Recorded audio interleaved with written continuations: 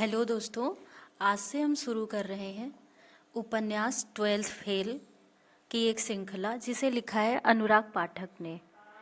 तो आइए सुनते हैं। मार्च की एक सुबह थी। घर की छत पर सो रहे मनोज के चेहरे पर धूप पड़ने लगी थी। कुछ देर करवट बदलने के बाद वो उठकर बैठ गया।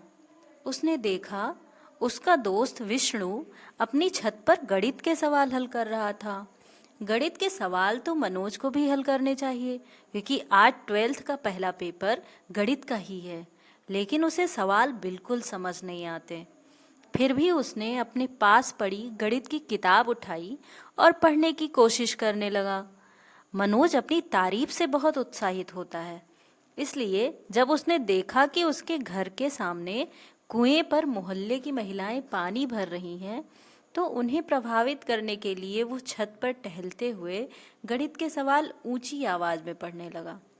महिलाओं तक उसकी आवाज पहुंच गई। एक महिला उसकी तरफ इशारा करते हुए बोली, हमारो मोड़ा बिल्कुल न पढ़त, एक मनोज है, रात भर छत पे लालटेन से पढ़त रहतो। अपनी तारीफ सुनने का उद्देश्य पूरा हुआ। उसने व्यर्थ हाथ में पकड़ी किताब किनारे रखकर गुलशन नंदा का उपन्यास जलती चट्टान खोल लिया। रात को 1 बजे तक लालटेन की रोशनी में पढ़ने के बाद भी उसके क्लाइमेक्स के कुछ पेज रह गए थे। उसने 10 मिनट में उपन्यास पूरा किया और बाहर कुएं पर आ गया। महिलाएं अभी भी पानी भर रही थीं। एक बुजुर्ग महिला को कुएं से पानी खींचने में कष्ट हो रहा था। मनोज ने उसका कष्ट देखकर उसकी बाल्टी भर दी। पुरस्कार में उसे महिला का आशीर्वाद प्राप्त हुआ। लल्ला तू फर्स्ट से पास होएगो। तब तक उसके सहपाठी विष्णु के पिता पंडित कालीचरण आ गए। गांव के स्कूल में कक्षा 8 तक गणित पढ़ाने वाले पंडित कालीचरण मनोज और उसकी योग्यता को अच्छे से जानते थे। उसे देखते ही वह बोल पड़े, परीक्षा की तैयारी कैसी है मनोज? गणित में पास होना मजाक नहीं है। फिर पंडित जी ने अपने बेटे विष्णु की तारीफ करना शुरू किया। मैंने तो विष्णु से कह दिया है, फर्स्ट डिवीजन से पास नहीं हुआ तो उसकी आगे की पढ़ाई बंद कर दूंगा। पर मैं जानता हूँ विष्णु गणित में होशियार है, उसके मन में पढ़ने की लगन है। मनोज इस सच्चाई को नकार न सका। उसने पंडित जी की मदद के उद्देश्य से उनके हाथ से पानी की बाल्टी ले ली और उनके साथ साथ चलते हुए उनके बेटे की तारीफ की। ताऊ, विष्णु जैसा होशियार लड़का तो पूरे जिले में नहीं है। मुझे तो पूरा भरोसा है वो इस बार जिले में फर्स्ट आएगा। ये कहते हुए मनोज की आंखों के सामने उसके पिता की धुंधली छवि आई और फिर अचानक विलीन हो गई।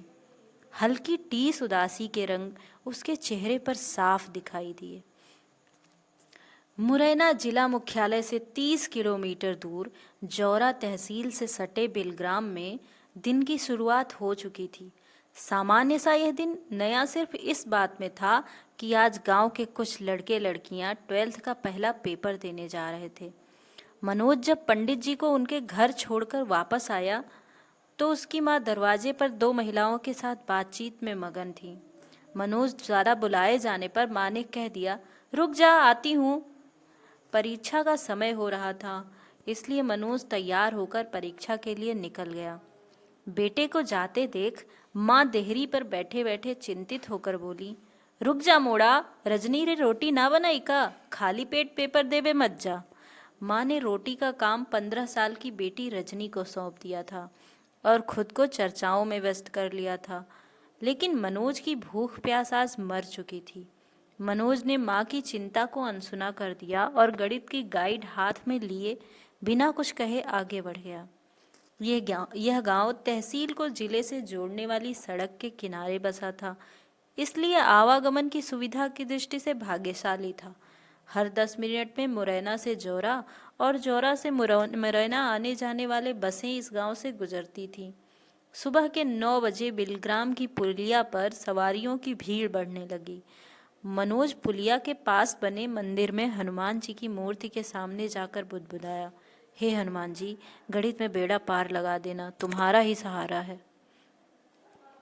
हनुमान जी से गणित में पास कराने की प्रार्थना करके जब वह पुलिया पर आया तो वहाँ विष्णु और उसके पिता पंडित कालीचरण पहले से बस का इंतजार कर रहे थे। पुलिया पर बैठे लड़कों में से एक ने मुंह में भरी तंबाकू को थूकते हुए पूछा, पंडित जी क्या विष्णु को नकल कराने जा रहे हो जोरा? पंडित जी विष्णु को परीक्षा दिलाने ले जा रहे थे। इस तरह का व्यंग सुनकर उन्हें पीड़ा हुई। वह नाराजगी के स्वर में बोले, न तुम लोगों ने कभी स्कूल का मुंह देखा, न किताबें पढ़ी। तुम लोग क्या जानो पढ़ाई क्या होती है? इतना कहकर उन्होंने अपनी नज़र घुमाकर उस दिशा की ओर कर ली जहाँ से बस आने वाली थी। लेकिन हार मानना इस गांव में किसी ने नहीं सीखा था। पुलिया पर बैठे लड़के पंडित जी द्वारा किए गए अपमान से तिलमिला गए। पढ़ के न थानेदार होत को, मास्टर बन के ऐसे ही स्कूल में गिनती पहाड़े बुलवाएंगे। उनमें से एक लड़के ने सड़क के पार बनी स्कूल की तरफ इशारा करते हुए कहा। मनोज ने देखा माहौल बिगड़ रहा है तो उसने लड़कों से कहा, मास्टरी तो बड़ी नौकरी है, मेरी लग जाए तो मजा ही आ जाए, पर उसके लिए 12th पास करना जरूरी है। तुम कैसे करोगे मनोज? सुना है इस साल एसडीएम नकल नहीं होने देगा। पुलिया पर बैठे दूसरे लड़के ने मनोज को नई जानकारी दी। मनोज को उम्मीद नहीं थी कि परीक्षा शुरू होने के पहले इस तरह की बुरी खबर सुनने को मिलेगी, लेकिन उसने अपने मन को दिलासा दिया कि इस तरह से नकल बंद नहीं हो सकती। पिछले कई सालों से विद्यासागर उच्चतर माध्यमिक विद्यालय जौरा में नकल होती आई है। इसी नकल के भरोसे तो उसे 12th पास करने की उम्मीद थी। उसने अपनी 10वीं की परीक्षा भी नकल से ही पास की थी। तभी धड़-धड़ करता हुआ एक टेम्पो पुलिया पर आकर रुक गया। टेम्पो की आवाज़ सुनकर मनोज अपने विचारों से बाहर आया। मनोज का दोस्त बल्ले टेम्पो चला रहा था। मनोज, विष्णु और पंडित कालीचरण के साथ टेम्पो में बैठ गया। टेम्पो के पीछे बालाजी बस सर्विस की 52 सीटर बस भी पुलिया पर आकर रुक गई। बस में लगभग 70 सवारियां भरी हुई थीं। फिर भी उसके 20 साल के दुबले पतले कंडक्टर को बल्ले का 3 सवारियां अपने टेम्पो में बिठाना अखर गया। कंडक्टर ने बल्ले से दबंग और धमकी भरी आवाज में कहा, क्यों रे, कितनी सवारी बिठाए हुए रे? 3 सवारी एक्स्ट्रा बिठाए लई है, उतार भी ने, ये मेरी सवारी है। पिछले कुछ महीनों से इस सड़क पर 3-4 टेम्पो चलने लगे थे। बस ऑपरेटरों को इस बढ़ती प्रतियोगिता से आर्थिक नुकसान हो रहा था, इसलिए बस और टेम्पो के संघर्ष बढ़ने लगे थे। तो काम कर अपनो, जे मेरो गांव है, बस न चल पावेगी तेरी। बल्ले अपने गांव में शेर बन गया। लेकिन बालाजी बस का मालिक धन और राजनीति से ताकतवर था। आरटीओ और थानेदार आर्थिक लाभ के बदले उसे संरक्षण देते थे, इसलिए उसका स्टाफ सीमा से अधिक सवारी ढोना अपना विशेषाधिकार मानता था। विवाद बढ़ता देख गांव के कुछ लोग टेम्पो के पास आ गए। गांव में एकता दिखाने का अच्छा मौका था। दुश्मन का पलड़ा भारी होता देख बस में बैठे ड्राइवर ने कंडक्टर को वापस बुला लिया। अधेड़ उम्र के ड्राइवर ने अपने अनुभव से यही सीखा था कि जब किसी गांव में अकेले घिर जाओ तो वहां से भाग लेना ही सही रणनीति है। बाद में अपने इलाके में इस संघर्ष को घसीट कर लाने की कोशिश करनी चाहिए। कंडक्टर भुनभुनाता हुआ वापस बस में चला गया, लेकिन वह बस के गेट से लटकते हुए बल्ले को भविष्य की चेतावनी देते हुए चिल्लाया, जा सड़क पे टेम्पो चलाओ, भुला देंगे, होश में रहिए। बल्ले भी कम नहीं था। उसने इस चेतावनी का जवाब ऊंची आवाज में दिया, गांव में से तो बस ना निकाल पाओगे, ध्यान रखियो। इतना कहकर बल्ले ने टेम्पो का गियर डाला और टेम्पो धड़-धड़ करता चौरा की ओर बढ़ गया। स्कूल के गेट के पास टेम्पो से उतरकर मनोज और विष्णु स्कूल चले गए और पंडित कालीचरण अपने बेटे को सुरक्षित स्कूल पहुंचाकर अपने किसी रिश्तेदार के घर रवाना हो गए। स्कूल के संचालक नरेंद्र सिंह ने बहुत मेहनत के बाद 12th बोर्ड परीक्षा का सेंटर अपने स्कूल में कराया था। अपने स्कूल में सेंटर होने से वह खुलेआम नकल कराने का वादा विद्यार्थियों से कर चुके थे। गणित, अंग्रेजी और साइंस के पेपर में इस एरिया के अधिकांश विद्यार्थी अपने बलबूते पास नहीं हो पाते थे, इसलिए नकल से पास होने की उम्मीद में स्कूल में विद्यार्थियों की संख्या क्षमता से अधिक बढ़ गई थी। विद्यार्थियों के झुंड भय, आश्चर्य और आनंद के मिले जुले भाव के साथ स्कूल में प्रवेश कर रहे थे।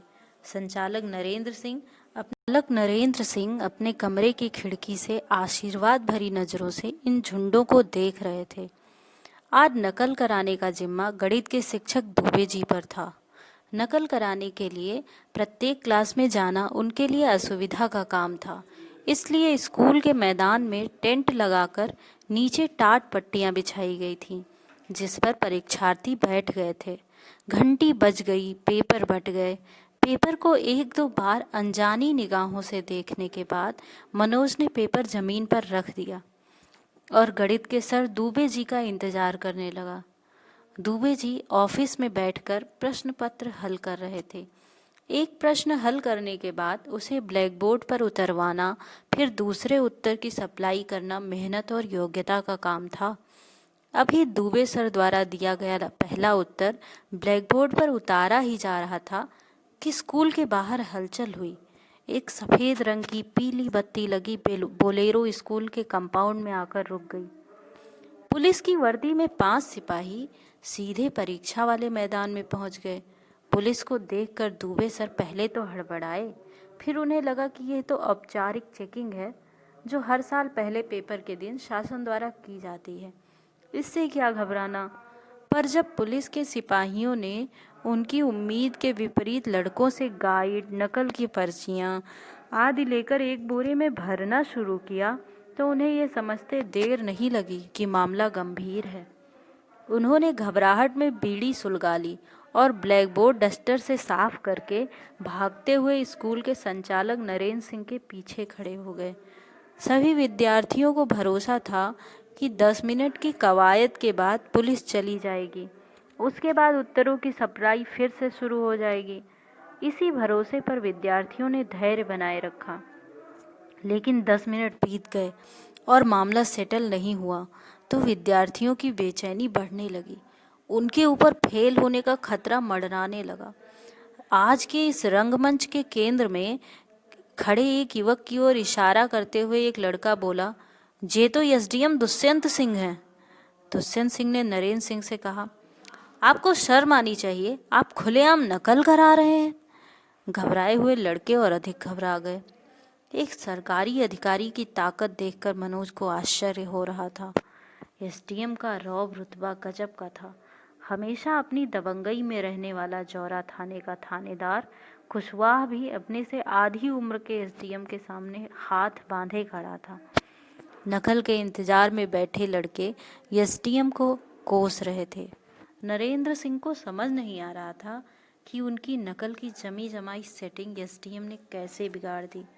नरेंद्र सिंह ने स्कूली शिक्षा के ज्वाइंट डायरेक्टर को फोन लगाकर एसडीएम की करतूत कह सुनाई।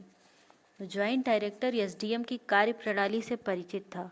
उसने कहा, दुष्यंत सिंह का कोई इलाज नहीं है। ऐसे अधिकारी होते ही हैं जिन्हें जमी जमाई व्यवस्था को उजाड़ने में मजा आता है। जौरा के बुरे दिन आ गए समझो। मैदान उजड़ गया, विद्यार्थी चले गए, कॉपियां खाली छूट गईं। पर जुझारू मनोज ने अपनी कॉपी खाली नहीं छोड़ी।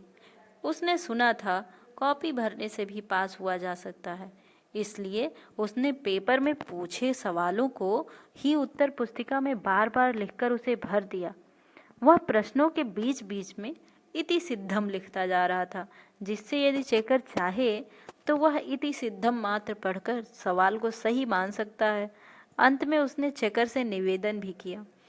उसकी दादी का स्वास्थ्य खराब होने के कारण वह ठीक से पढ़ाई नहीं कर सका था, इसलिए यदि उसे पास कर दिया जाए तो वो हमेशा उनका एहसान मानेगा।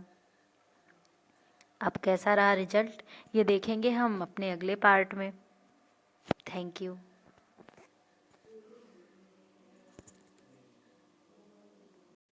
Hey friends, if you like this video, give a big thumbs up and don't forget to subscribe and share. Hit the bell icon for notification. Thank you.